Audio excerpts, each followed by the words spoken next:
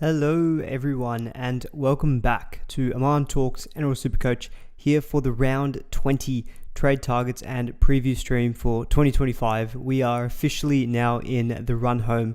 Say goodbye to those mini and major buy rounds. It's all hopefully smooth sailing from here, but of course, the SuperCoach gods still need to throw at us the occasional bit of carnage, and we've gotten that already with Paps and Cleary both not being named this week. Obviously Cleary being the most traded in player up until I'd say 4:01 p.m.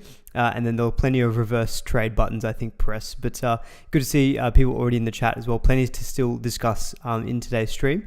Let's see who is in the chat. Yo Aman, hello to see you. I really cannot pronounce your username. Apologies. It's all non-English alphabetical characters. But thank you for being here. Martin Lau, let's go baby. Absolutely. Captaincy is going to be a pain this week. Yeah, captaincy will be a little bit tricky, I think, this week. Megalodon, Nick Matrevsky, good to see you. Unfortunate with your head-to-head situation there with Cleary and Paps being ruled out for, you own both of them. That really does suck. Davey K, Jason Yang, Mom, what are you having for dinner tonight? Either going to have, I've got some leftover lasagna, or I do have I've got some of Mum's food, which is always good. Some good Indian curry, so I think I'll be leaning towards having that one, and then I'll take the lasagna for work tomorrow.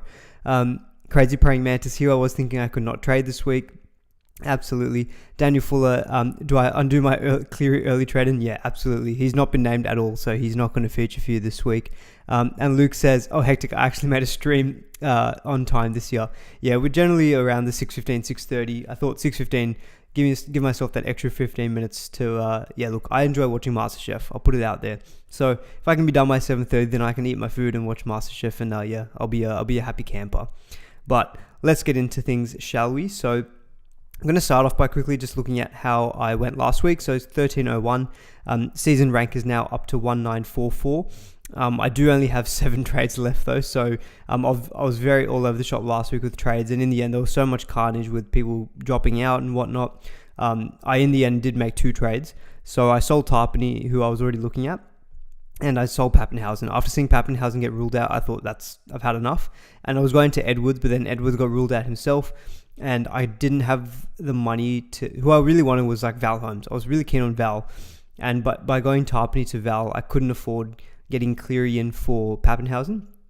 So I instead stuck to getting in Val, and instead I got Reece Walsh because Dylan Edwards got ruled out. So I traded in Reece Walsh, so I own him at the moment, and only 7 trades, but the team's looking good. The buy period overall, I think I only really went up maybe 300 spots. So like from round 12 to round 19, it wasn't a huge amount of green arrows, but I'm happy at least that I came out of the whole thing with some form of a green arrow rather than going down. But yeah, you guys let me know as well how you went during the whole buy period. There's a handy tool you can look at on SuperCoach's website to see your rank history. I know plenty of people who've gone from like 20k to like 3 or 4k. I just actually mainly struggled in those major buy rounds, but we can unpack all of that obviously at the end of the year. But for now, it's focusing on the run home. And I can't mention the run home without mentioning the SC Ballrs Run Home Challenge, who I have partnered with, and it's amazing to be going in with these guys. Obviously they've created probably the best live up-to-date scoring website in SuperCoach. They've also added to that website now as well with more stats tables. Includes things like base power stats. You can look at 3-round and 5-round base power stats. So that's actually also really handy. Captaincy and vice captaincy and ownership percentages as well. But yeah, on the Run Home Challenge, you'd be crazy not to sign up for this. It's completely free. You just need to make a login on the Baller website, which is baller.live. That's BALLR.live. And it's a good kind of extra motivation for anyone who's looking at the run home from round 20 onwards. It's a separate league purely focusing on that, so it doesn't really matter what your ranking is right now. It's all focused from round 20 until the end of the year. There's up to $7,000 in cash prizes, including, I believe, $3,000 for the winner, and the payouts go all the way down to 10th. So it's a really good opportunity to kind of have that extra motivation for the run home. If you're someone who's like a head-to-head player, this also ties in really well because you're probably stacking trades anyway. To make more trades around head-to-head period, you can kind of combine that also with the Run Home Challenge and being able to optimize your teams for the rest of the year. So definitely recommend everyone jump on the website, follow the links to be able to access the league code, because that does start this week as well. So highly encourage people to do that. There's no other additional things about it. It's all free to enter. So yeah, definitely recommend jumping in there. I already have, and it was super easy to do. Look, I've only got 7 trades, so I'm not sure what my credentials or possibilities are going to be to actually win this thing, but I'm definitely going to give it a good crack. That's for sure. And thank you to Martin. So you're so generous for the $20 donation. Thinking Campbell out for weeks due to the run home. Also amazing full hair, Aman. Oh, thank you. I appreciate the hair comment as always. Trading out Campbell though, I feel like now we're at a point in the season where fit and healthy players, trading them out feels a bit luxury, but I get it. KO Weeks, oh God, I feel like I'm disqualified from talking about KO Weeks because that man, I've never been keen on him. And he just made a mockery of me with his massive score pre-buy. But we'll talk about KO Weeks for sure this week. Will I sell Campbell though? I don't think so. I think Campbell could be the best 5'8". Luke says, I'm having my best year ever and I'm still pissed off. Nah, that's what SuperCoach does to you. But yeah, let's get into everything. So TLT, talking points for round 20. Of course, we already know about the Cleary and Pappenhausen. That was pretty big news. Isaiah Yeo was also arrested as well. Now, it was framed as arresting for the Penrith players. So we already saw Cleary coming off the bench last week, getting a rest this week. It obviously shows that they're really trying to manage him. Of course, he's not a trade-in target for this week. And, so much of the discussion I thought coming into this week was going to be about the 3 halfbacks. Can you go against 3 fullback setup and go 3 halfback? That's, a decision we don't need to make now this week with the Cleary injury. Of course, fullbacks we'll talk about with Pappenhausen being arrested again. I think obviously the Melbourne Storm are just playing it very safe, but can't really pin this, I think, to calf tightness. Something like that would be very minor and really would only expect a week out. Either it's then not letting on as much as how serious the injury is, or they are really being cautious with Pappy. Either way, he's not there this week, so that does mean that Meaney is at fullback and goal kicking again. You do have Xavier Coates and Munster back for the Storm, and Kane Bradley is still also on the wing as well. So handy if you've lost a couple of players, if you had Broncos players on the bye this week. Kane Bradley on the wing can still actually score maybe relatively well. Jumping back to the top though, so you have Hamiso back for the Dolphins, which I think is going to be good for them in general. But they are losing Finifuiaki, but Connolly Lemuelu is starting for them. You've got Jackson Paulo in for the Cowboys. No Jake Clifford again. We haven't really heard anything on the time frame of this. And of course, this is very relevant for someone like Scott Drinkwater, who's the numbers have shown all season that anytime playing with Clifford, firstly, the Cowboys are just better. Drinkwater's average is also much better. This will feed into the fullback conversation because if you knew that Clifford was out for the rest of the year and Purdue was going to be the 5'8", there's definite arguments that maybe you go against Drinkwater. But if it's really minor, maybe Clifford's back next week after, that obviously changes things a lot with the Drinkwater assessment. Sharks 117. It is also Fanul Blake's 200th game. The reason I put that in there is because generally, players will, put in a little bit of extra effort for these kind of milestone games. For the Roosters, very surprising. You've got Chad Townsend in for Savala. There was, I think it was a hand issue, so Savala was going to be out for 1 to 2 weeks. They've opted to pick Chad Townsend at the moment, playing against his old club. Sandon Smith is in the extended squad. Now, I don't have anything to back this up, but I wouldn't be surprised if maybe Sandon Smith game day goes in for Chad Townsend. I don't know, maybe if they're just trying to protect it. I don't know what's going on there. But anyway, Chad Townsend is currently in there instead of Sandon Smith, which I found very surprising. For the Rabbitohs, you've got Cody Walker out for the season, so that's going to hurt them, and we'll see how that impacts the likes of Latrell. So you've got White into 5'8". Tallis Duncan at centre and Ewan Aiken starting edge. I wouldn't be surprised if they flip that game day, so Aiken goes to centre and Tallis Duncan second row. Hudson Young has been named for the Raiders, so obviously that's big news. He is the most traded-in player now with the whole Cleary issue. Dylan Brown, 18th man, and obviously played hooker a bit last week. Eels have just drawn a line in the sand saying, all right, we're kind of done with this. We're looking to the future. What a fall from grace, I just want to say, because obviously if you guys have been watching my channel for multiple years, I was always very hot on Dylan Brown for SuperCoach, insane base stats and whatnot. He's 444k and he's been dropped by the Eels. It's just, what a massive fall off. But anyway, it is what it is. You do have Riley Smith starting at hooker. He's come back from his 2-week suspension. And Talon De Silva is on the bench. So he played about 50 minutes last week. So that probably will continue, I guess, with Riley Smith starting. Big shake-up for the Bulldogs. You've got Lockie Galvin starting halfback for the Dogs and Matt Burton at 5'8". Critter's back. Bronson Cherry's out. I don't know if this is also injury or just a dropping. I actually haven't seen it. But as a kick-out owner, I didn't love to see that because I feel like kick-out's done best this year when he's had that very set left edge of Burton, kick-out, Bronson Cherry, and Marcelo Montoya. But that's all getting changed up. So yeah, we'll talk about him a bit more in second row section. But yeah, I think kick-out with the way that the Bulldogs are kind of shaking up their team and their spine, I don't really love it for him. The Dragons 1-17 for Manly. So I was actually slightly surprised to see that Turbo is still named at centre. I thought maybe post the bye they would have named Turbo at fullback, but he's still at centre. This is really good for Garrick, and I know while the matchup looks tough on paper against Melbourne, when we get into matchup data a little bit later, that left wing spot against the Melbourne Storm is actually a very, very good spot. So very happy to see that as a Garrick owner, like probably the majority of you out there. And Lehigh Hopewhite is still at fullback. You got Taylor May debuting for the Tigers, so the Yam is back in the NRL. And Adam Dewey is number 13. He's been really, really good playing this kind of makeshift, starting in the halves and moving into the middle during the games the last couple of weeks. And he's got a really, really healthy 5-run average as well in that role. So look, maybe a pod option you can consider at 5'8". I just want to see him get second row forward 5'8" or second row forward centre status next year in Supercoach. So yeah, Tommy Sangster and Supercoach NRL headquarters, if you are listening out there, make it happen, please. I think he's played enough games in the middle. We need our 2RF centre or 2RF 5'8" Adam Dewey next year. For the Titans, you've got Tino starting, and we'll talk about Tino in the second row forward section as well, but he looked really, really good last week. So very positive signs to see him named to start.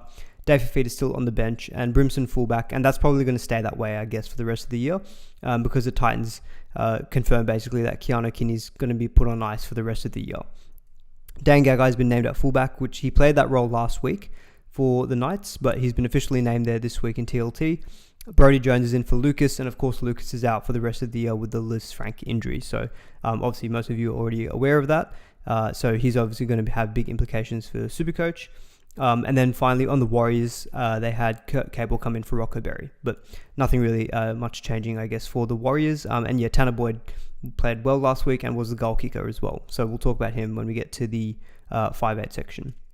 So that's kind of the TLT wrap up. People are already asking, will Dylan Brown be a buy next year? Is a question coming from Max. I don't know, because the thing is, there's all this talk about Ponga as well, potentially wanting to go to rugby union. So who knows what the Knights are going to look like? Adam O'Brien might get punted at the end of this year. Ask me in February or March 2026 because I don't have an answer for you now. But if he's 400 something K next year, I think there'll be a very good chance that a lot of us will be starting with dual bags next year. All right, I've got a poll going up in the chat at the moment. Just want to see what's main talking points. Lucas replacements at 2RF is very comfortably leading it, then fullbacks, and then 5'8", and then centre wing chap. So I'm going to end it there in terms of the poll, not the stream. Let's talk about, before I get into all that, let's quickly talk about the run home. So obviously we are in that period now of round 20 onwards. Let's not slide this next slide. So what I've got here on the screen is using my draw difficulty spreadsheet. I've changed the ratings of teams last week, and that kind of more or less held up for this week. So this is sorted from best to worst in terms of draws for the remainder of the year. So of course there's some very notable teams at the top there. You've got the Warriors. I've got them at the top pretty much because they played the Titans twice in the run home. Sharks is second, so of course we just saw Hines go really big. I'm very, very keen on another Sharks player or two as well to add to your teams this week as well. Penrith, of course, this is the reason why so many people were looking at Cleary this week and why so many people are going to be looking at Dylan Edwards and, Brian To'o and the like.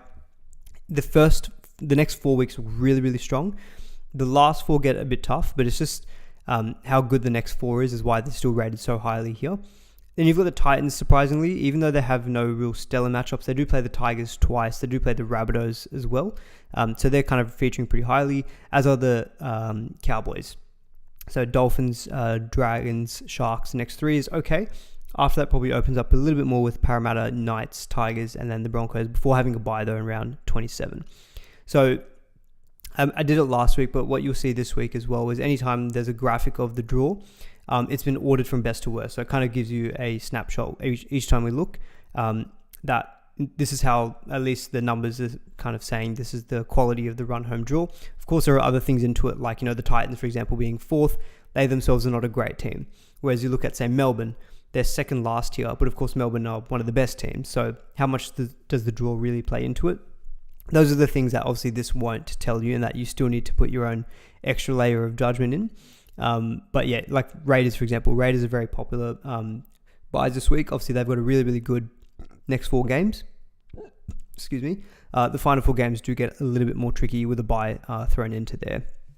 So I won't really talk about this in much more detail. Just keep it front of mind, though, when we're looking at obviously player trade-ins. Quality of the draw and the run home is obviously going to be super crucial.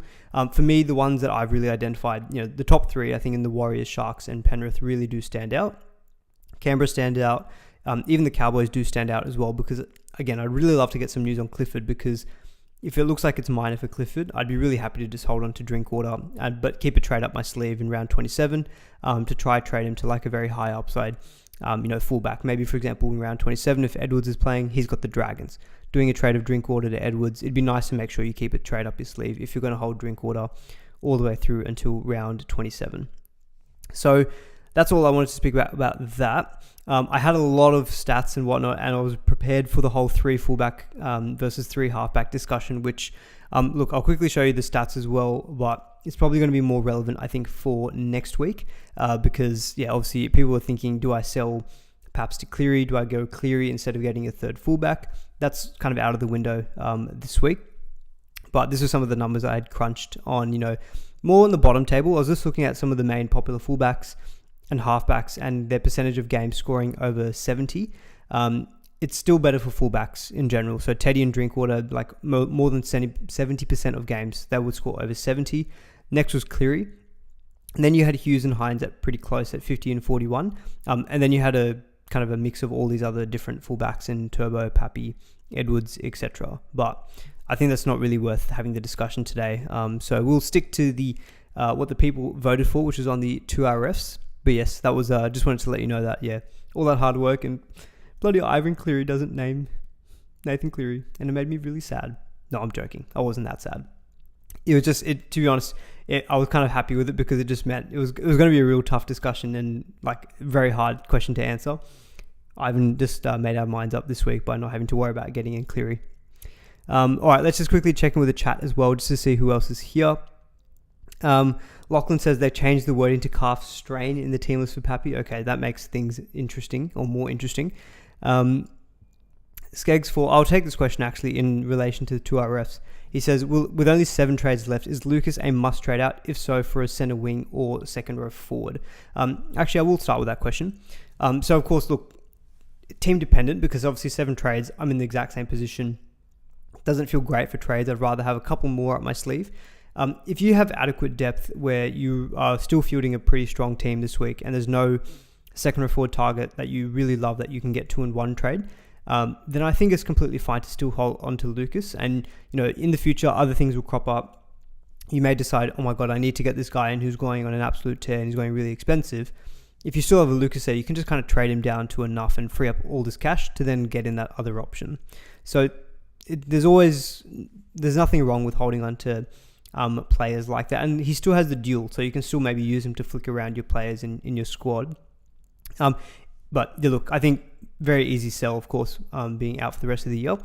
If I was getting a second row forward or a centre wing, look, for me still it would be centre wing. So if I actually go back to this slide here on the halfback versus fullback, so one thing that I've got below me, this is from NRL SuperCoach Stats. This is the top scores so far in 2025. I think it's about the top 10 or 15 scores. As you can see, look, it's another thing when we look at with the run home. Teams are going to be starting to have less to play for, so they're kind of going to really, not have as much motivation to perform well, versus other teams who are going to be fighting for the 8, wanting to make sure they get in there. And so you can get these big mismatches, which can lead to these absolute blowout games. Like, for example, if you remember round 27 last year, Jerome Hughes, it was Melbourne versus, I think, the Broncos. Broncos, I think, didn't really have anything to play for. I think they had just been confirmed to miss the 8. Melbourne, I'm pretty sure, had rested all their players the week before. So pretty much everyone was looking at it thinking Melbourne Storm are going to absolutely trample the Broncos. And I'm pretty sure that they did. I'm going to quickly check round 27, 2024, because that's when Hughes went 187. So I know people who traded him out the week beforehand and they didn't have any trades left and they couldn't bring him back in. The reason I have such fond memories of that game is because I VC'd him and he scored 187. And yeah, the Storm won 50 points to 12 at Suncorp. And yeah, Hughes went like absolutely monster in that game. So I think in the run home, you are more likely going to get these lopsided matchups. Therefore, I think ideally you need to be targeting players who are most capable of these humongous scores. And if you look at the list below me, the positions that these players are generally in is centre. So you've got Pappy with his 182 at fullback. But apart from that, the next, 6 scores, Bostock, Garrick, Carraz, Jenkins, Farnworth, Toya, Xavier Coates, even Dylan Lucas for that matter, they're all centres. So you can see that these real big high upside scores are generally coming from the backs, the fullbacks, the centres. And so for me, even if you look at the rest of the list, it's Gutherson, fullback, Nikorima, 5'8", Coruscant, hooker is the only forward really, and Lucas, I guess. And then you've got Dearden and Ethan Strange, 2 5'8s. So like this, and then I think the one after that was Hines last week with his 137. But again, they're all backline players. You're generally just going to find that with center wings, that's where you're going to get these real big scores. So long-winded answer. If you're trying to get Lucas out and ideally you're trying to chase someone high upside, I'd be looking at center wings, I think, as opposed to 2 RFs. And you can see also on the screen here. So this top table looks at fullbacks, center wings, and halfbacks. And it's looking at kind of the top players the top players by 5-round averages. And you can just see how many center wings there are. Herbie, Garrick, Bradman Best, Val Holmes, Isako, Rob Toya, even Tony Staggs, Lomax. Like, that's a bunch of names, and we're not even looking at guys like Nwangani Tawasi on here. Carraz, obviously we know what he's capable of. There's so many center wings that you could pick. Yeah, for me, I definitely would be looking at as a center wing trade and just to try to chase those really big ceilings. But circling back to 2RFs, because I presume most people will own Lucas at 2RF. And Hudson Young is currently the most traded in player now. So I'm just going to quickly bring up SuperCoach. So just bear with me for a second. Actually, I already got it here. Never mind.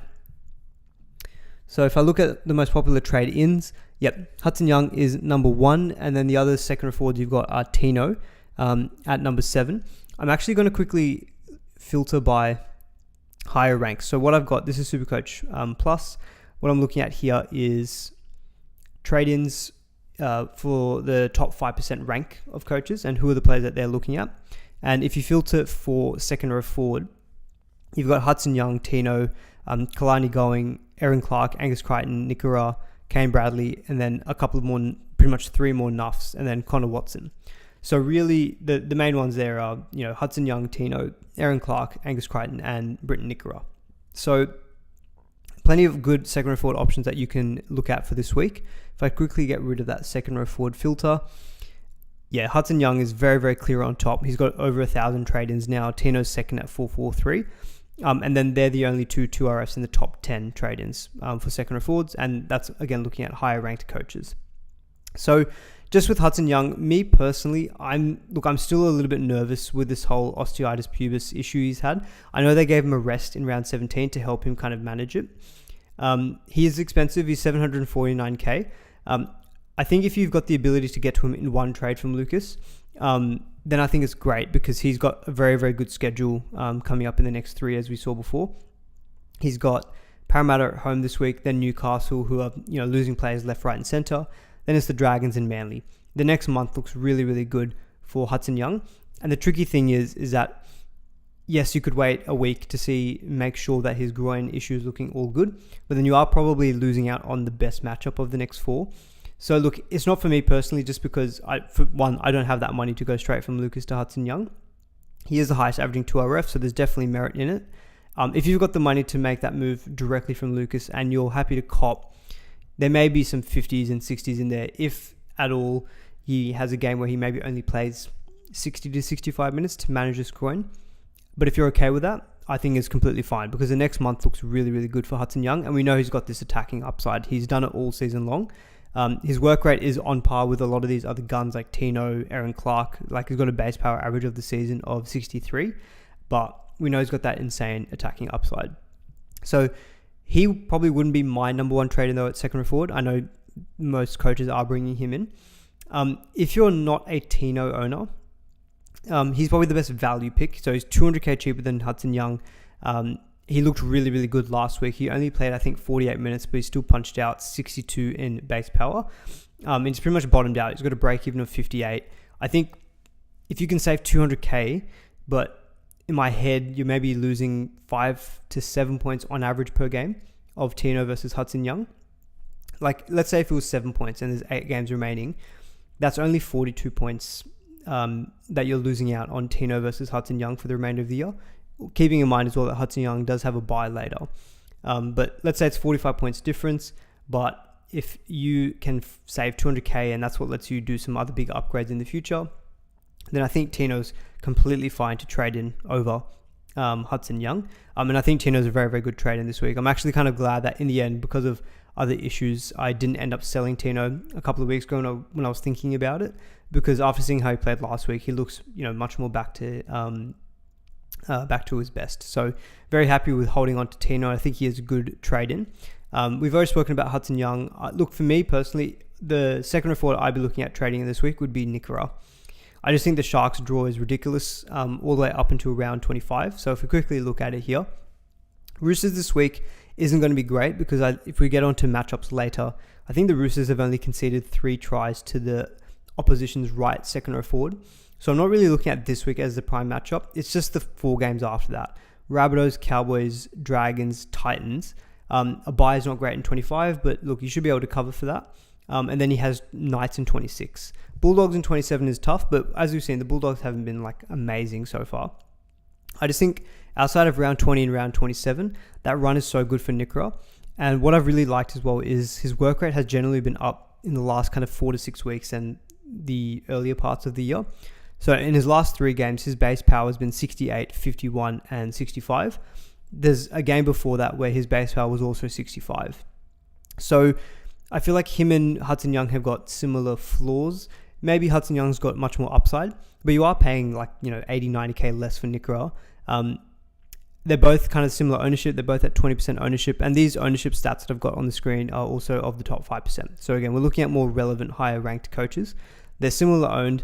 For me, because of the fact they're similar owned, I think they both have similar attacking upside. Maybe Hudson Young slightly more, but he's not battling a groin issue. I prefer Nikora, to be honest. And I really like that he got last week 84 points, but 68 was base power. It's not like he got 84 points in bulk attacking stats. So I'm really, really keen on Britt Nikora, and I would honestly be probably trading him in over Hudson Young. He's also a lot more closely priced to Dylan Lucas. If you're ranking Hudson Young, Tino, and Nikora, maybe I'd bring in Tino just because of that money saving.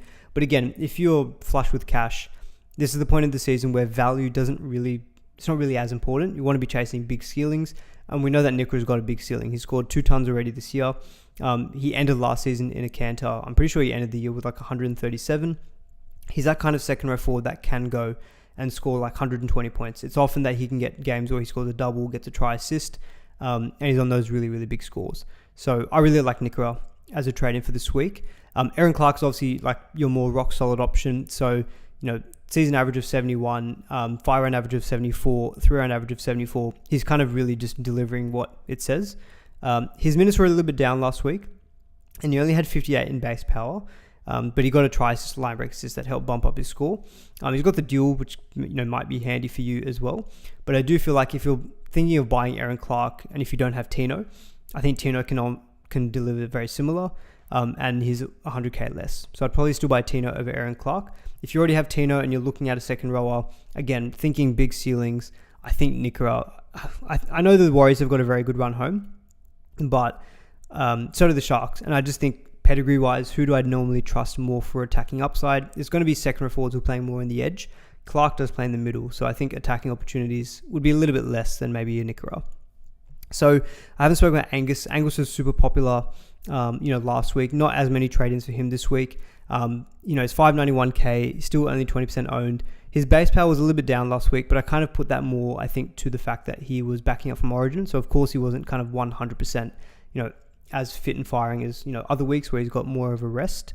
The Roosters run home is a little bit tricky. Now that doesn't really matter so much for a second row forward, But there are matchups in there where I think, okay, how much potential has he got for big attacking scores? Sharks, Melbourne, Manly, Dolphins, Bulldogs, Para, Melbourne again, and then the Rabbitohs. Look, we know Angus is an absolute gun, and with Sam Walker back, the ability for him to get those tries and try assists is going to be up there. But I'm just, maybe this last week wasn't the right game to base it off, but I'm just watching him and I'm thinking he's just not, I don't think he's just the same Angus as last year. Granted, he hasn't had Sam Walker with him, and Sam Walker played on the left last week, so that is, good for Angus.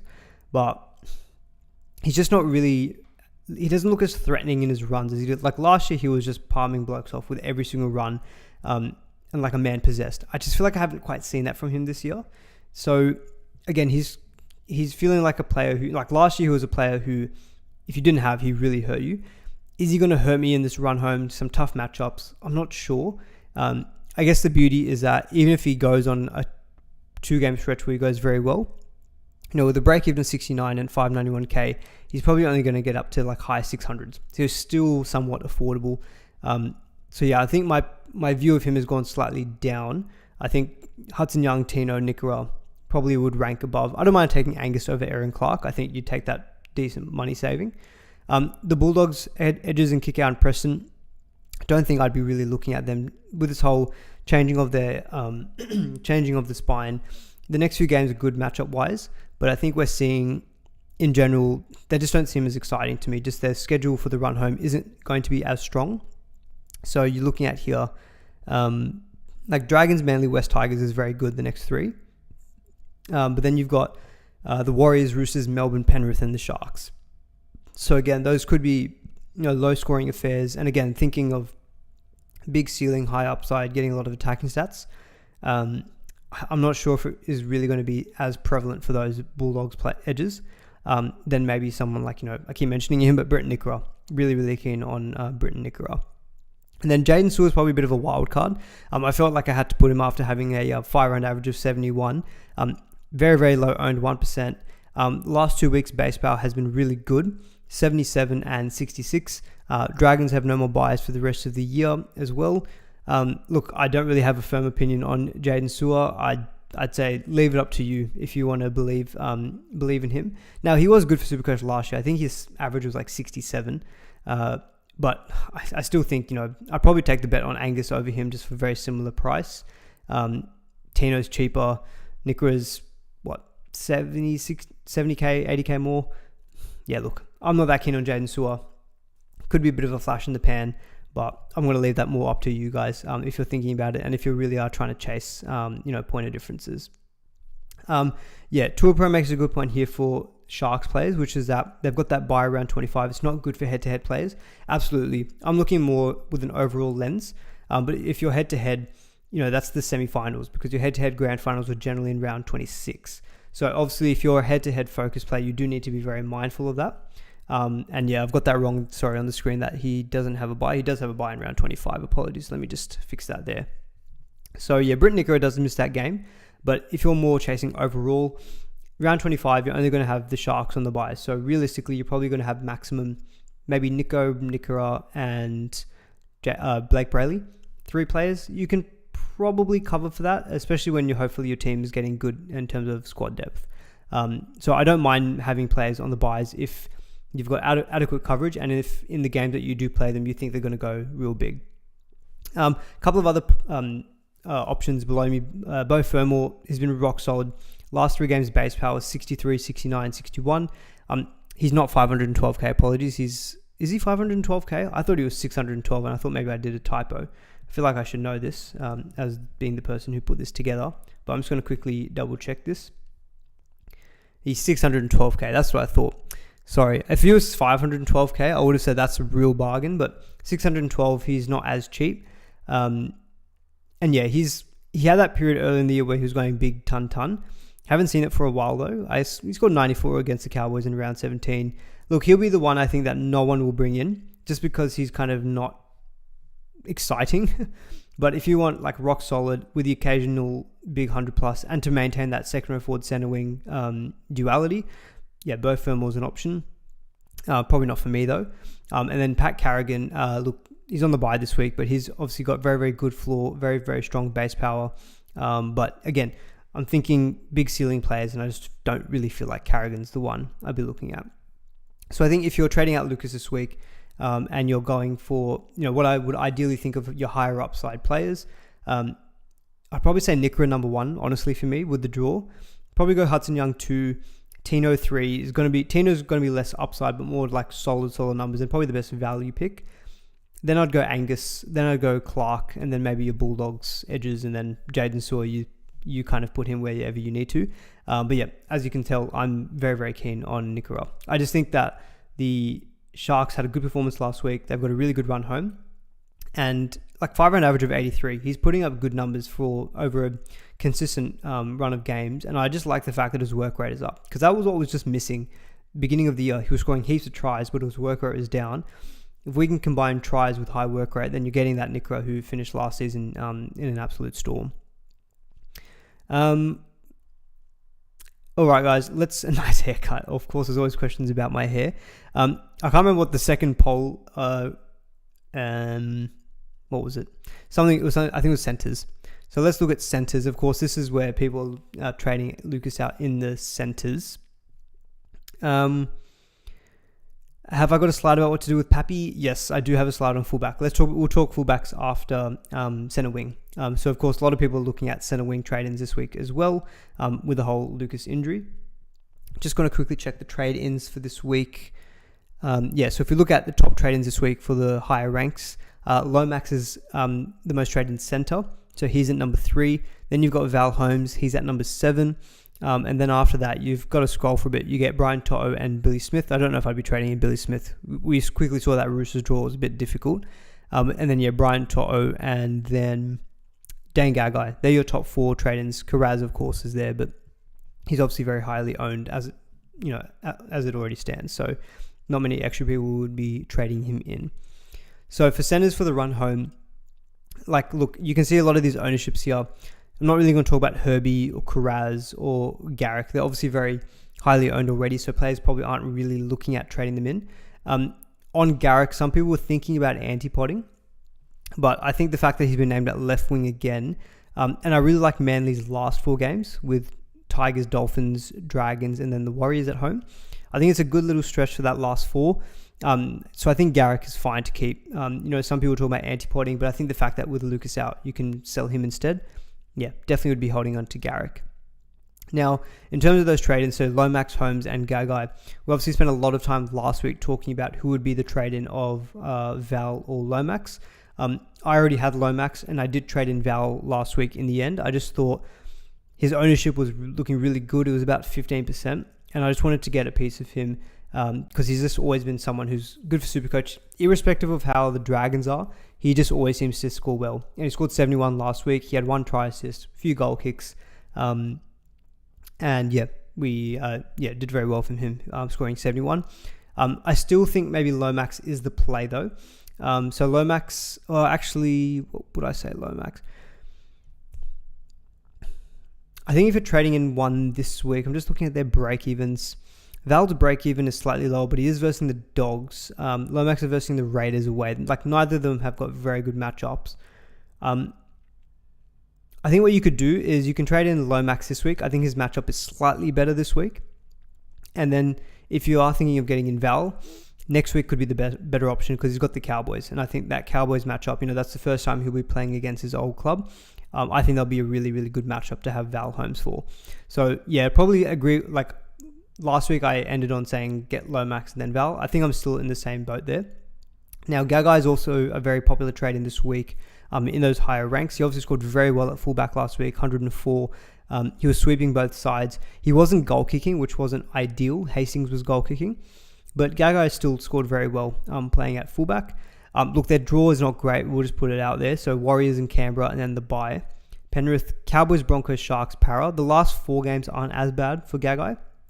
And look, he scored 104 against Melbourne, so he's not necessarily someone who's going to score poorly in those tough games because he's got a really good floor. His base power average for the season is 52, albeit it's going to be slightly different playing at fullback. He's the ultimate, I won't say he's the ultimate pod. He's one of the ultimate pods that you can get this week, But I think if you're shopping at that 582k, I would get To'o instead. Penrith's draw is ridiculous. No, Cleary might not be great for To'o, and I do generally feel like the left wing for Penrith this year has been their better edge to be on. Like Tom Jenkins, for example, he's 579k. Honestly, if people are looking at real point of differences, I don't even mind a Jenkins. But To'o's the one who's got the Supercoach pedigree, so people are more looking at him. He's got a relatively high break-even at 105, but break-evens don't really matter so much now if you're just thinking points.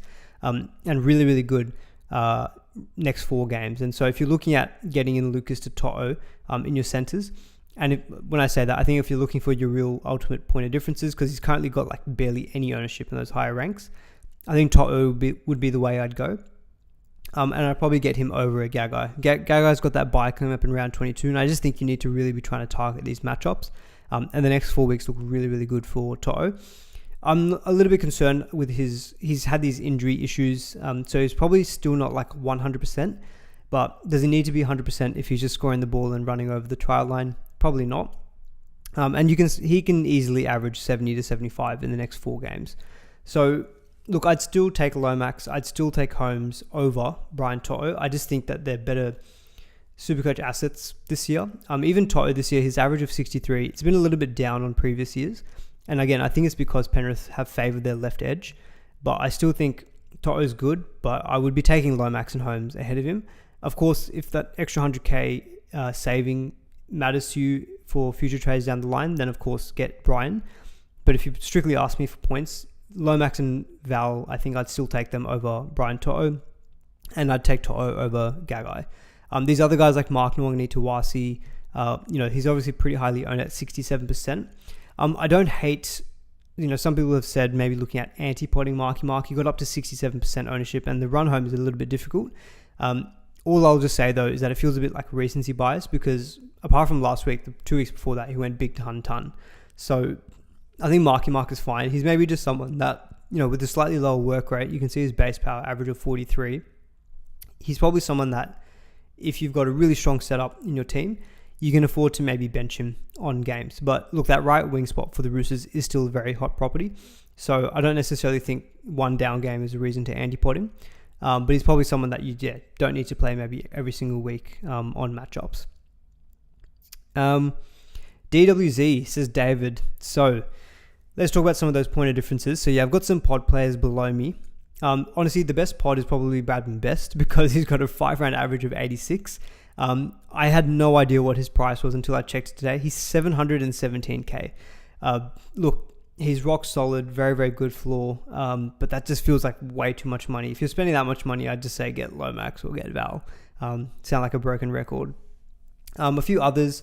Look, sticking to the Penrith theme, Blaze Talangi. So he's got a 5-round average of 56, and he got done dirty on updates. He was on like 72 last week, and then he went down to 44. Again, I don't know who in the end got those try assists, so I can't really help anyone who was looking at him. But look, he's 547k. He's definitely someone you can play in matchups. You don't need to play him in rounds 24 onwards. And the Rabbitohs concede the most tries to opposing 5/8s. So just keep that in mind as well if you are looking at a Blaze Talangi. Look, I'd still take a Brian To'o over Talangi. Nick Meaney, with the news of Pappy being out. Look, Pappy could come back next week, and then all of a sudden, Meaney might lose goal kicking. But the thing is, now that it's 3 weeks in a row that there won't be any Pappenhausen, I'm leaning towards thinking that Meaney will just keep the goal kicking. So again, he could be a real nice point of difference. We know that Melbourne, despite their draw being relatively tough for the run home, they score lots and lots of points.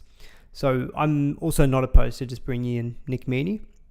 Like, I won't do it myself. I'll just put it out there. But again, if you're thinking you want to latch on to Melbourne players, I'm feeling more and more that Meaney will hold on to the goal kicking. Someone mentioned DWZ. So of course, if we look at the New Zealand Warriors run home, it's very, very good. So got them top of the ticker. Knights, Titans, Dolphins next 3. Apart from the Bulldogs in round 23, it's Dragons, Titans, Parramatta, Manly. Like, really, really good run home. So I don't hate getting your Warriors players as big point of differences. So RTS is probably the more safer one. So he's got a decent floor. I think he scored about 44 points in base last week. 71 5-round average, 578k. DWZ is really cheap. So I haven't got him on the screen here. I'm just going to quickly check what DWZ's price is. He's 350k on the dot. And he scored 83 points last week. Look, if you're looking for downgrades in center that you can play in matchups, I don't think Karapani is a sell, just because the Broncos draw is also very good. But if you are thinking of selling Karapani anyway and freeing up some money, like I can see people maybe doing a combo move of, if you've got a few trades up your sleeve, Karapani down to DWZ, Lucas up to Hudson Young. Not terrible, because as we see, DWZ's draw is like ridiculously good. I don't think he's that same player from 2023 where he would average 70, because that 83 score was by far and away his biggest score of the year so far. His biggest previous score this year was 38, which he scored a try in. So again, look, it's not for me. I think if the money's okay, Tuivasa-Sheck feels much more safer.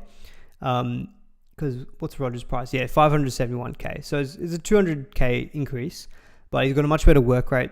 Yeah, 44 points in base last week. At least with Roger, that if he doesn't score a try, he can still punch out like 55 to 60.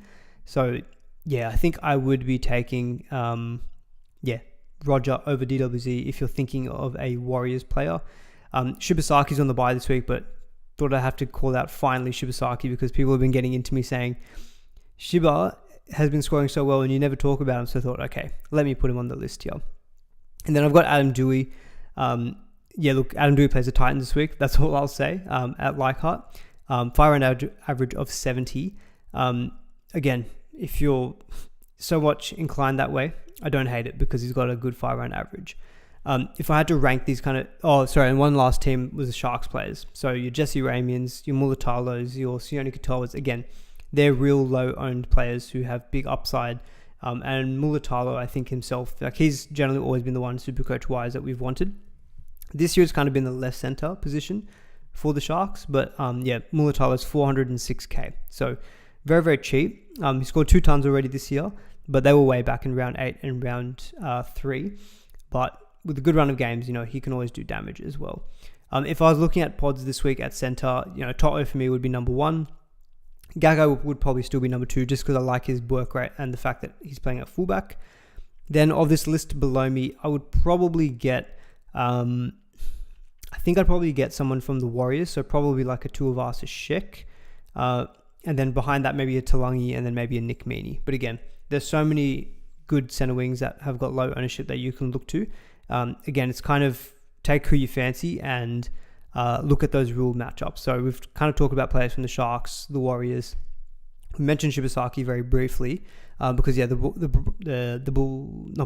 Broncos draw is very, very tasty. But speaking of Broncos, let's talk about fullbacks, because I know some people in the chat are asking about Pappenhausen, and I've got the Broncos draw on this screen here. So let me see if there are any questions related to fullback. So Jason Yang in the chat is saying, would you hold Pappenhausen if he's coming back next week? Yes,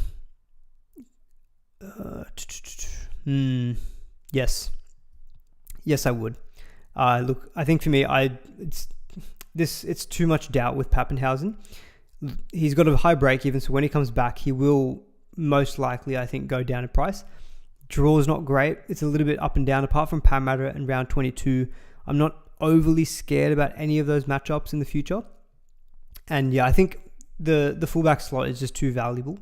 I would be trading Pappy. Look, I traded him last week when he was ruled out, just because I thought there was something obviously more going on than what they're letting on. The fact that he's been not named again this week, I think just kind of reaffirms it for me. So yeah, for me, even if Pappy's back next week, as I said before, I'm not very confident on if he'll keep the goal kicking. And even outside of that, like Pappy obviously had those real big, he's got these 3 tons in the year that have been huge. But when he hasn't scored those big tons, he's been okay, but nothing like amazing. 5-round average of 57, 3-round average of 62. And he is up and down. So in that stats table I showed before, if you see here, the percentage of games that Pappy scores over 70 is 43%.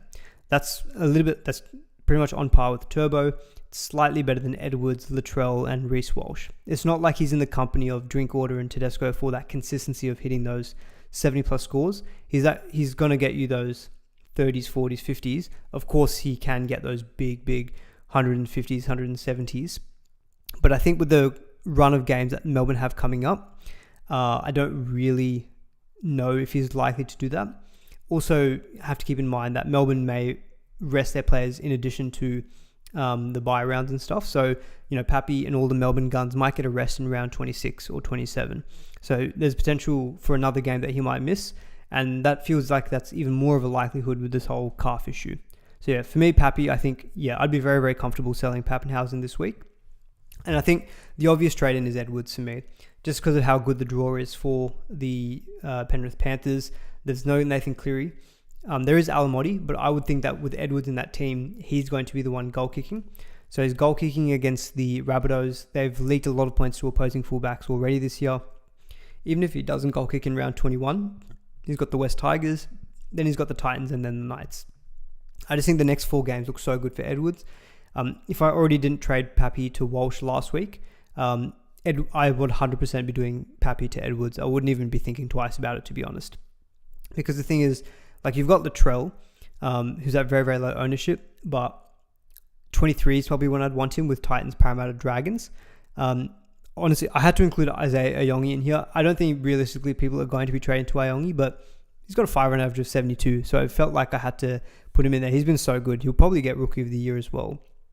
But if you look at other fullbacks like Turbo, he's currently playing left centre, even though he's sweeping both sides of the field. Sorry, not left centre, playing right centre. But he's currently sweeping both sides of the field, but he does have tough games the next 4. So even Turbo, even though he's got a negative break even, probably not ideal trading this week against Melbourne. Teddy, he's already 99% owned. I think Drinky, you just keep... I know there's no Clifford, but their draw is actually pretty good up until round 27. If you could get through this week, Walsh's draw for the run home on paper looks better than Edwards because it's Parramatta, Rabbitohs next to both games at home. Then he's got Melbourne, Dolphins at home, Knights, Cowboys again, then Melbourne again. So Walsh, look, the reason I traded in Walsh last week was one, Edwards was unavailable. Otherwise I would have traded in Edwards probably. But Walsh had the Titans last week and I had adequate cover in my team to be able to cover him for the bye this week. Because round 21 looks really, really tempting. And my plan is probably with Walsh, I'll get to round 23 and I'll make a decision at that point in time. I might want to keep him. Otherwise, if I want to get rid of him, maybe I go Walsh to Cleary. Although that doesn't really make sense when you're going to miss the Titans game. But maybe I go to Latrell. Because that week Latrell's got the Titans. So maybe playing a little bit of fullback roulette. But yeah, Jason, I definitely would be selling Pappenhausen. We haven't got him here because he's in the 5/8 slide. But if you also were liking the look of KO Weeks, then I think KO Weeks that you can pick up at fullback. He's got a very, very big negative break even. We know that the Raiders have got a good month coming up as well. You could look to get KO Weeks at fullback. I think he's much more valuable at 5/8 though. And if the fact that Edwards is there with that run home in the next 4 games, goal kicking this week, I definitely would be getting Edwards, I think, in for Pappenhausen. After Edwards, probably KO Weeks just to get that big negative break even. Or I wouldn't mind jumping on either Turbo this week if you wanted, because as you can see, Melbourne still can leak points on their day. Turbos look much better, being able to roam both sides of the field. Melbourne just gave up 104 points as well to Gagai at fullback. And Turbo's got a good run home from 24 onwards. I just have a little bit of PTSD with Turbo, but he's at a really good price at 564k. But I think for virtually the same money, Edwards feels like the safe option. I think that you can move to this week. And the other good thing with Edwards, and I'll shout out as well to Danny in the chat. Captaincy is a little bit tough this week. Edwards is a very, very good captaincy option this week. So that also helps you. If you trade him in this week, I would be captaining Edwards as well, to be honest. Iongi's made 420k this year, says Andrew. Leka Halsema will get Rook of the Year. Oh, I don't know. Iongi's been in that pretty, a struggling Parramatta team. He's been so good. No, and I'm not even talking SuperCoach. He's been really good real life. I think I'd give it to Iongi. Nick is saying Latrell, Edwards, or grab Jerome Hughes at flex. What to do? In that position, I think I'd still buy Edwards. I think best next month. And I like the fact that he's goal kicking this week as well. I think I'd be doing that if I were you, Nick. Turbo Wheels Up says Tour Pro. Oh my God, Joshua, do I just bite the bullet and get Farnworth or Pod with To'o or RTS? How do you not, you poor guy, how do you not own Farnworth? And I'm saying this as someone who was copying Farnworth, scoring all those tries and not owning him, but I finally managed to get him. Yeah, I think you have to. Oh, I don't know, he's 908k, but he's probably the best vice captain option this week. Look, ideally, if you've got the money, Joshua, just get Farnworth, because outside of round 21, Cowboys this week is good.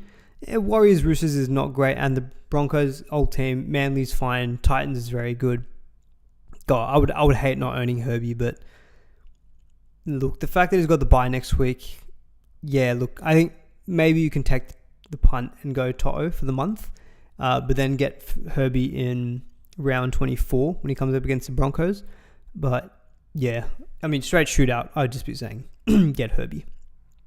All right, we'll quickly talk about 5/8s because KO Weeks, I have to talk about the guy. He is currently the second most traded in player overall. If I look at coaches in the top 5%, let's have a quick look. Do they agree with the entire population of SuperCoach? KO Weeks is only the 9th most traded in player in the top 5%. So maybe they're onto something. Maybe they all are just like me and can't get on the Rocks or Diamonds train that is KO Weeks. Look, if you're in need of a 5/8 this week, and again, it's hard to say because I don't know who generally people would be trading at 5/8. Maybe apart from King Tongia, who's been I think King Tongia is fine to move on. He's the 5th most traded out player.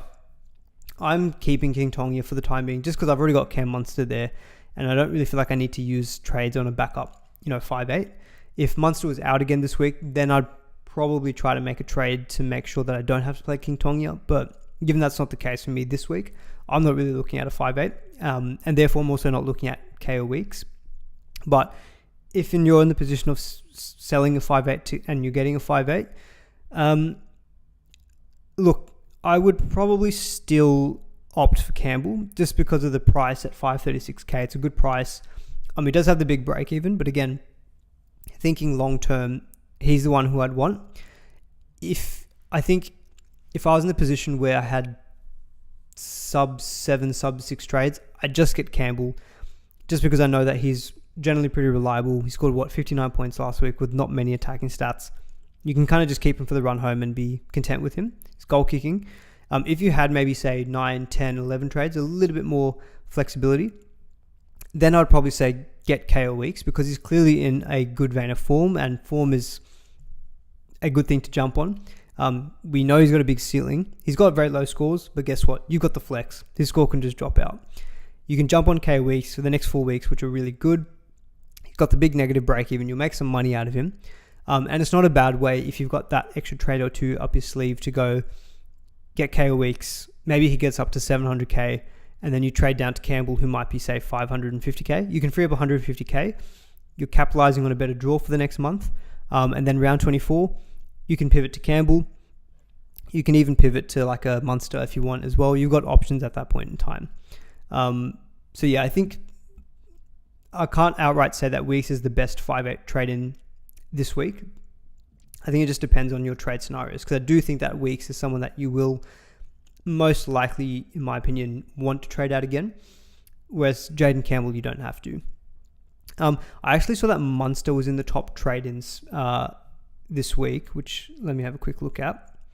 So yeah, in the higher ranks, most people already own Munster, but if you look at overall trade-ins this week, Munster is currently 10th. Honestly, I don't know if I'd be trading in Munster if I didn't already have him. He kind of feels like someone who maybe I'd want to be okay to antipod. Now, while the draw looks a bit difficult, Munster is generally someone who scores well against tough opponents. So I'm not really using the draw against him. I'm just thinking he can be someone who just cruises in games. And we've seen it this year as well. While the season average is 71, it's kind of inflated by some real big scores, and then it's offset by like a lot of 50s and 60s. So he scored 99 in round 1 and then 93 in round 5. But then between round 5 and round 10, the highest score he got was 65. Then he had this big 138 against Tigers and then 101 against the Sharks. But since then, again, it's been 41, 60, 63, 52. He will get probably at least one more big score in the run home. But again, thinking upside, I don't know if he's going to get with regularity those 90 plus, 100 plus scores. And I feel like he might kind of just coast and cruise along and then try to build back up in for the finals. Because he doesn't need to go out there and be the best man every single week for the Storm. He's got Grant, Hughes, not Pappenhausen, but he's got other gun players. He doesn't need to be the one to dial it up every single week. So I wouldn't actually probably go and trade in Munster if I was a non-owner. I'd probably prefer Campbell because the Titans only know one way, and that's league points and score points, as do Melbourne, except leaking points. Or take a chance on KO weeks. Ezra Mam's on the bye this week. I'm not overly keen with Burton just because of the whole spine shifting and him playing. He's still at 5'8", but again, Burton, he probably won't goal kick now with Crichton back as well, so I'm kind of ruling him out. Tanner Boyd, he's not $329, he's $329K. Look, if you got the trades to go King Tonga to Tanner Boyd, just as good backup. He's definitely a much better backup than King Tonga. Insane run home, goal kicking as well. And you can just kind of keep him as cover. But I don't know if I'd be necessarily seeing any other way to trade in Tanner Boyd apart from trading out like a King Tonga. Or if you've got the duels to trade out like a Karapani and you flip down like a Dewey and you free up 100k, maybe that's an option for you as well. But yeah, Tanner Boyd is definitely the best kind of backup 5'8" that we've got. I know I've shouted out Adam Dewey here as well. Look, he does play the Titans twice in the run home, round 20 and then also again round 27. Look, I probably won't go there, but he's very, very low owned. And look, he's proven it in the seasons gone past that he can be a very, very good Supercoach option. A 5-round average of 70, you can't really go too wrong with that. But yeah, that's some of my thoughts on the 5'8". I'm just having a quick look and seeing, I think we've covered all of the top trade ins, at least in the top 10. And in terms of the trade outs, obviously Dylan Lucas is high up there and Pappy. I've talked about Karapani. I don't think I'd be selling Karapani if you don't have to. The Broncos draw is very, very good, coming back in round 21. And then every other trade out makes sense. Payne Haas is the 10th most trade out player. That doesn't make sense to me. Yeah, if you have Haas, yeah, keep him. Danny's saying, is it a wasted trade to go King Tonga to Weeks when you have Munster? Look, not a wasted trade because I get that you're getting a better option that you can actually play this week. And again, when I think about ideal run home structure, I don't want to have to play 2 5'8s if I can avoid it. But if you've got the luxury of maybe having 10 plus trades, look, I can understand it because of the quality of the draw that Weeks has. I'm in this position. I've got Munster and King Tonga. I've got 7 trades though. I just don't think I don't have the money in the bank to go King Tonga up to KO Weeks, and I don't feel like it's worth me using another trade just to force that in when I've already got Munster there. So, my situation means I'm not going to do that trade. Again, it depends with you and what your trade count is. All right, that's everything I wanted to cover on the particular positions. There's not much trade movement on hookers this week. I think, yeah, even Blake Brayley's not even in the top 10 trade-ins. He's number 10 when it comes to the higher ranked coaches. Look, it's Grant, Watson, and Brayley for me at hooker. Look, Grant is not a terrible trade-in option this week. I've actually got the ability to go Lucas to Grant if I want, and switch Connor Watson down to second row forward. Look, Grant is capable of these big scores in the run home. We just haven't quite seen it yet. And I think, yes, the price is good, but ideally my trades, I want to be trying to chase second row forwards, centers, fullbacks. I just feel like those are the positions, and maybe 5'8" to an extent as well. So I think the best pod that you can get is a Blake Brayley. He's only, 40k more expensive than Connor Watson. Really, really good run home draw as well. If you're in need of making a trade at hooker, I think given how good the draw is and the ownership being at 10%, I'd probably take a punt on Blake Brayley. He has been running the ball a lot more as well the last few weeks. Then probably would be Watson and Grant. But again, there's not a whole heap of trade movement at hooker for this week. All right, I'm going to get into matchups and captaincy, and then we'll take some questions, and then we'll wrap it up there. Again, I won't go through my team specifically. I'll do that on Patreon. Although, to be honest, there's really only one trade I'm looking at this week. Because of no Cleary, I don't think I'm going to be making 2 trades this week anyway. Team's looking pretty good. Most likely my trade will be Dylan Lucas to probably Nickera. But again, I'm not even going to make that trade in the first game because I want to see how the first game goes between the Dolphins and Cowboys, and that will help inform my decision around do I want to force that extra trade, because I don't need to trade Lucas this week. But as you've heard me say, I do like Nikora quite a bit. All right, let's get into the matchup chat. So this is looking at round 20. This is courtesy of NRL Tryline, which is a great website. And they can you can see teams where they score tries and also where they concede tries. So a few dot points that I've called out below. So what stands out? Dolphins left center, Herbie Farnworth. So the Cowboys have conceded 11 tries to opposing left centers. Only one other team is as bad at that, and that is the Sharks, with 11 as well. And the Cowboys, you can see their left edge of 13 tries to left wing, 11 to left center. Herbie just looks like automatic vice captain option this week. Person who asked before, can I continue to not get Herbie? Look, he's got the bye next week, but yeah, you might be a little bit sitting behind the couch not wanting to watch this one after maybe looking at that particular stat. The Sharks right wing, for the Cowboys, their Cowboys right winger and left center is not bad, but they're not really overly relevant Supercoach players. I mean, the Cowboys right winger is Braden Burns, who whenever he seems to play a game of Supercoach is amazing. It just so happens he only plays maybe 4 or 5 games a year. He's got a season average of 58, but he scored 87 last week, 45 in base, and then he scored 88 in round 16. But of course, not really probably a Supercoach option, at least in Classic, maybe in Draft. The Sharks right winger has a good matchup this week against the Roosters left-hand side. So that would be Sione Katoa. Again, if you look at the numbers here for a Britton Nikora, it doesn't look fantastic. The Roosters have only conceded 1 try to opposing right second row forwards. So, not looking overly appealing as a matchup this week for Nikora, but it could be for future weeks. Again, similar to what I was saying before with Nwangani Tawasi, Sharks have conceded 10 tries to opposing right wingers and 11 left centers and 9 to left wingers. So their edges, or particularly their wings, have been a little bit suspect. So, pretty good against fullbacks, but that could mean someone like a Tedesco gets his hand in try assists, line break assists to his wingers. And Nwangani Tawasi, I'm happy to play him this week as well, looking at that particular matchup.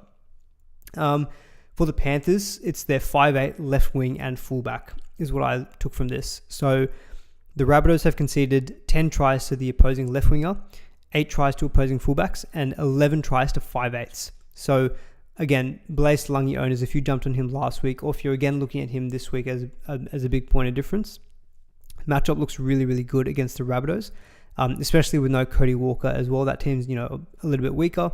And this really also helps the case of Dylan Edwards. So again, very, very keen on Dylan Edwards. Someone in the chat before was asking, with Alamotti in the squad, is it a certainty that Edwards is goal kicking? It's not a certainty, but generally what we saw last year was that anytime that Cleary wasn't kicking, if Edwards is in the team, he was their next in line. So I would still think that that's the case. Look, even if Edwards doesn't goal kick, he's still a very, very good option, right? It's still a very good matchup, and the next 4 games are very good. So I wouldn't let that overly put me off, but my feeling is still that he will kick goals. And then the Rabbitohs left wing. So again, this is anyone who wants Alex Johnston. The run for the next 3 games is a little bit difficult, but they've got a really good run from round 23. We didn't really speak about him as a bit of a point of difference. I know some people have mentioned to me that they want to own Alex Johnston when he breaks the try scoring record. So if you're one of those people, look, honestly, it might not be a terrible matchup against Penrith this week. Canberra wingers and fullback. So Eels have conceded 15 tries to the left wing and 12 tries to the right wing. So the wingers for the Raiders are going to be eaten good. And the reason I bring up KO Weeks, even though the Eels have only conceded 5 points to opposing fullbacks, 5 tries, sorry, not points. Historically, the Eels always are pretty poor at defending opposing fullbacks. So again, very, very good matchup for KO Weeks this week. Parramatta's left edge and right wing. So the Raiders have conceded, 9 tries to right wingers and 14 tries to left wingers. So again, people looking at Lomax or Val Holmes this week, if you want to look at, say, Val in particular, so he's versing, who are the Dragons versing this week? The Bulldogs. Bulldogs have only conceded 6 tries to opposing left centers. the numbers stack up a bit better for Lomax this week. And Lomax will get Moses next week as well. So I think, yeah, that probably confirms get Lomax in maybe over Val this week. The Bulldogs right wing against the Dragons, they have conceded 8 tries to right wingers. So could be time for Karaz to go big again. Maybe someone that you might look at as a bit of a left field captaincy choice this week is Karaz. And Dragons left wing. So Sione Finau, but maybe that also helps Val Holmes. Storm right wing against Manly. So Manly have conceded 13 tries to opposing right wingers. So that looks really good for people. Can people please remind me if Kane Bradley plays on the left or right wing? I have a feeling he plays on the left. But yeah, please confirm that in the chat. I think it's on the left, but if he's on the right, look, he honestly might not be a bad play this week against Manly. But Manly wing. So Storm have conceded 11 tries to right wingers, 12 to left wingers. This is why someone like Garrick, I'm still very happy to play him this week. I can easily see him scoring another try this week. And again, if you're thinking turbo as a point of difference at fullback, going against a crowd of everyone who's going Edwards, he can easily get try assists there if he is floating on both sides of the field. So don't let maybe the Melbourne matchup put you off for turbo this week. And finally, not a great game, the Tigers against the Titans. Tigers edges, not bad. The Titans have conceded, where is it, 11 and 15 to wingers. So, if you wanted to take a punt on, I can't even tell you who the Tigers wingers are. Charlie Staines? I don't even know. Sorry. And then Titans left wing and fullback. So, yeah, anyone from the Titans left wing. But again, they're not very overly relevant Supercoach options. I missed the Warriors and the Knights. Knights, 11 tries to opposing props. So maybe like an Aaron Clark. 8 tries to right wingers. So probably brings in like a DWZ. And then for the Knights, it would probably be their left wing. Yeah, so the Warriors have conceded 12 tries to the opposing left wing. So someone like a Greg Marzu, Brabham Best, even a Gagai if he sweeps, still might not be terrible there. All right, we'll finish up with the captaincy for this week. Again, it feels like a bit of a difficult week. But yeah, before you guys finish up, please do give the stream a like as well. Okay, so people are saying Kane Bradley on the right. Ooh, tempting. I haven't even thought once about playing Kane Bradley this week, but that could change things. So if you're really thinking sit v starts, I don't know many people who will be playing Kane Bradley, but maybe that will make you want to do that. So yeah, food for thought. All right. For round 20 captains, look, VC, it feels very obvious, but I think it's going to be Herbie Farnworth. We looked at those numbers before. The Dolphins left center versus the Cowboys should be a good position this week. Cowboys have conceded the most points to opposing centers in the last 5 weeks of the last 5 rounds. Over the season, they're second. All the numbers really are lining up for Herbie to have a good game this week, which probably means that he scores about 50.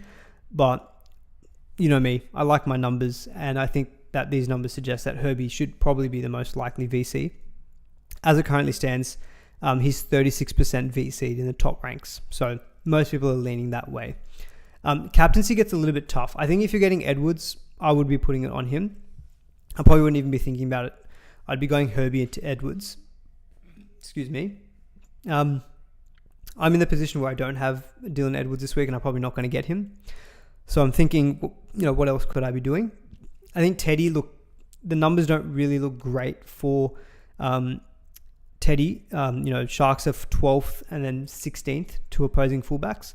But I think what we saw before about the tendency for the Sharks players to leak points on their wings, 9 tries on the left wing, 10 on the right wing, it makes me feel like Teddy's still a good chance of getting some try assists, line break assists. He's got a good floor and everything.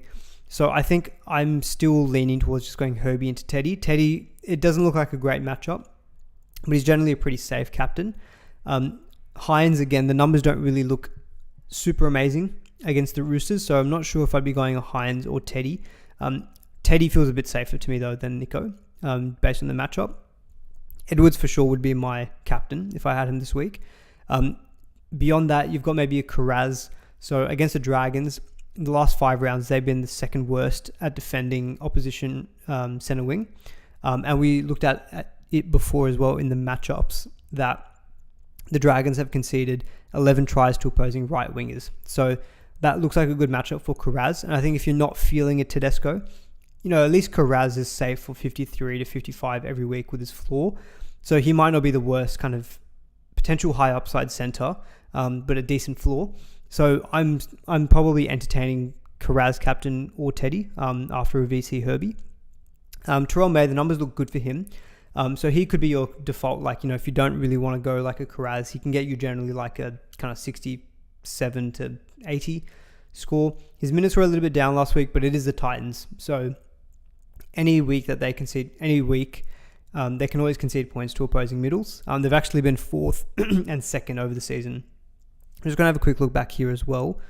Titans have conceded 5 tries to opposing props. So nothing like outrageous, but it's not nothing. So Terrell May could be like a safe captain option maybe as well this week, or maybe a Jaden Campbell, although the numbers don't look great and is playing away from home as well.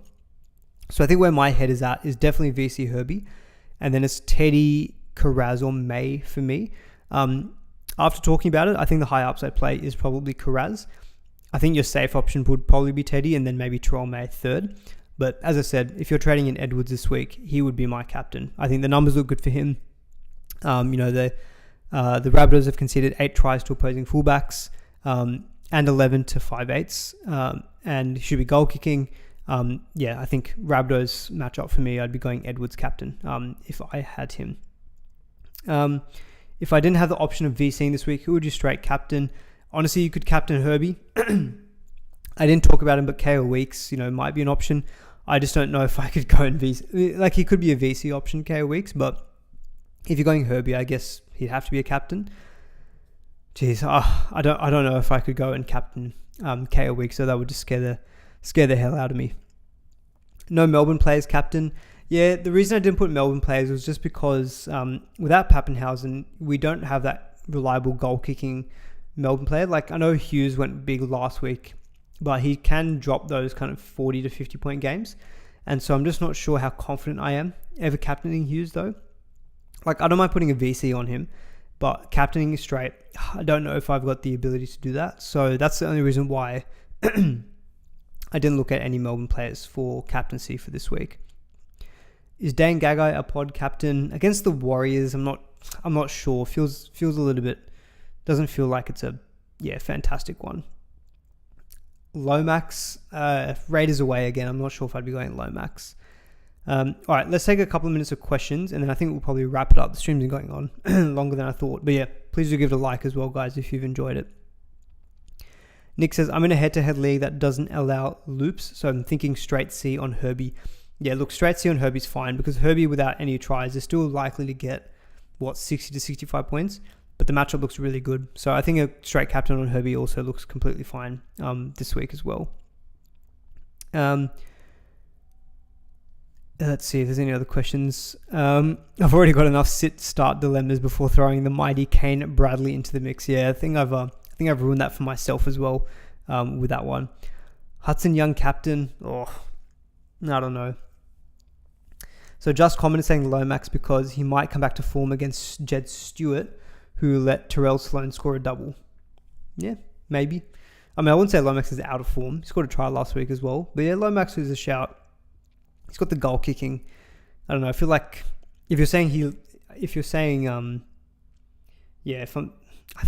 I prefer Carraz though over Lomax this week. Matchup feels better. Drinky to Edwards. So it's a question we didn't really address before. Look, I own Drinkwater. I would do the trade if I had like 12 trades where you can play a bit of fullback roulette. But, the Cowboys draw is not terrible. And hopefully this issue with Clifford is minor. I really want to get some news on that. Because I think Dolphins, like Dragons, Sharks, Parramatta, Knights, West Tigers, like that's a pretty good run for Drinkwater. I know it's not as good as Edwards. But look, Edwards will lose goal kicking around this period here of 21 to 23. At least with Drinkwater, that, especially with no Clifford, he will be the goal kicker as well. So I think I'd probably say no, unless you have really got like more than 12 trades, more than 10, 11 trades that you can play a bit of fullback roulette. Would I be doing any Rugby League 26 YouTube content? I haven't really thought about doing it at the moment. it's busy enough as it is doing the normal one. I don't know if I could add more into it. So yeah, remains to be seen. If my likely auto emergency is Zach Labour, is it worth just straight captaining Herbie and not bothering with all the loop nonsense? Yeah, definitely. I'm probably actually in this boat as well. I thought, now thinking about it, because I've got King Tongia, and if I had to take out one of my good players, like say a Naf White or something, King Tongia's score will probably drop out anyway. So if your final reserve is not like some upper echelon gun, like in my example, like if I have to drop a Naf White who might score me 55, and my auto emergency that comes in and eventually drops out is King Tongia for a 30, 35, I'm only losing 20 points there. But of course, if the loop is huge, then it's worth it. If you're dropping like a real top tier second rower, like say, or dropping like a Nikra, for example, then it becomes more difficult to say whether you should do the loop or not. And then, yeah, maybe it makes more sense to go straight Herbie. So yeah, I think that question depends on who's your last reserve that you'd be happy to drop. Brayley at hooker, buy over other guns if it puts Cleary trade in one trade at risk. 40k short of Hosking to Cleary. This is really dependent on your number of trades, Lachlan, because like I think we all probably want Cleary back at some point. I'm not sure when I'll get Cleary. Could be next week. I might not get him back at all. But if you feel like you're going to want him and using an extra trade by getting in Blake Brayley over Connor Watson, then I'd probably lean towards just get like a Connor Watson or Harry Grant, and you can keep that extra trade up your sleeve because trades are really, really valuable. Would I rather trade in Grant or Hudson? Well, I mean, very different. There's like 200k difference in price between them as well. Probably I'd say Grant just for the 200k saving, although money no issue. Hudson. Munster to Edwards via Blaze duel, Sandon to Harry Grant. I don't hate the Munster antipod. As I said before this, I feel like he might not be as good on the run home. Yeah, I don't actually hate that antipod. My final reserve I would drop to loop is Tracy. Yeah, true. The Tracy against Dragons, that does look good for his matchup. I don't know if I'd want to. Look, I'm pretty confident in Herbie this week, so I don't think it's the worst thing in the world to just go straight captain him, to be honest. And yeah, I think I'd want to play Tracy in your situation. Which two would you sell first? Lucas, Cleary, Haas, Paps. Lucas and Paps are for me. Alright guys, my voice is dying a little bit and we've been going on for quite a while. Thank you all for tuning in. If I didn't get to any more of your questions, please do keep dropping them in the comments and I'll do my best to get back to you. Hopefully you all enjoyed that one. Please do give the stream a like. Go subscribe as well if you're new around here. Check me out on Instagram, Patreon, all that good stuff. On Patreon, you can see my final team every week as well if you're interested in that. But until then, we'll see you all in the next one. Thanks for tuning in.